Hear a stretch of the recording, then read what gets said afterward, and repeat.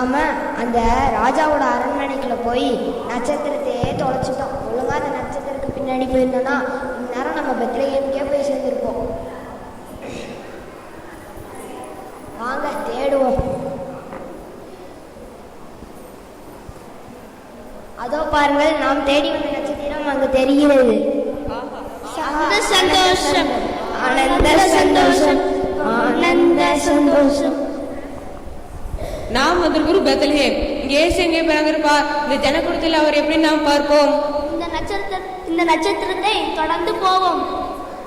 அதோ பாருங்கள், அந்த இடத்தை சுற்றிலும் பெரிய வெளிச்சம் காணப்படுகிறது. வாருங்கள், விரைவாக செல்வோம்.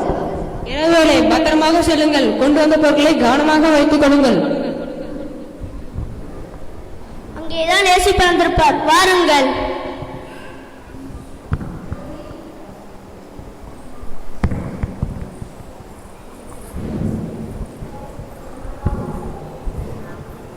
இதோ பாருங்கள், இந்த குழந்தையின் முகத்தில் ராஜ கம்பீரம் தெரிகிறது. இதற்கு நான் பொன்னை பரிசாக அன்பளிக்கிறேன்.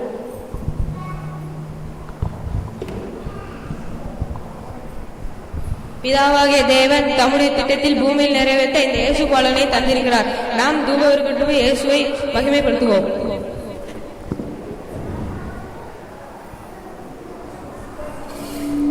தேவாதி தேவனுக்கு வெள்ளை போலத்தை படித்து மகிழுவோம்.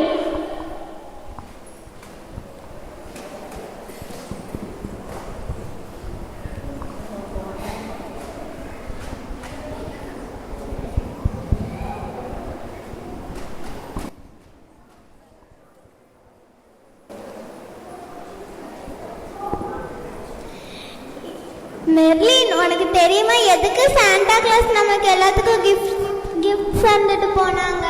எனக்கு தெரியாது. சாண்டா கிளாஸ் எதுக்கு கிஃப்ட் கொடுத்தாங்கன்னு நான் உங்களுக்கு சொல்லட்டா? சொல்லுங்கக்கா. 4th centuryல நிக்கோலஸ்னு ஒரு பிஷப் இருந்தாங்களாம். அவங்க ஒரு டைம் ஒரு குட்டி பொண்ணு கிறிஸ்மஸ் செலிப்ரேட் பண்ணாமல் பாவமாக இருந்ததை பார்த்தாங்களாம்.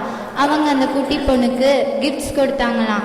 அந்த இயர் கிறிஸ்மஸை அந்த பொண்ணு ரொம்ப ஹாப்பியாக செலிப்ரேட் பண்ணிச்சான். அதுக்கப்புறம் எல்லா வருஷமும் புவர் சில்ட்ரனுக்கு நிக்கோலஸ் தாத்தா கிஃப்ட் தருவாங்களாம். அந்த நிக்கோலஸ் தாத்தாக்கு நீளமான தாடியும் பெரிய வயிறும் ரெட் கலரில் ட்ரெஸ்ஸும் போட்டிருப்பாங்களாம். அதுக்கப்புறம் தான் கிஃப்ட்ஸ் கொடுக்குற பழக்கம் வந்துச்சான். இந்த கதை உங்களுக்கு பிடிச்சிருக்கா ஃப்ரெண்ட்ஸ்?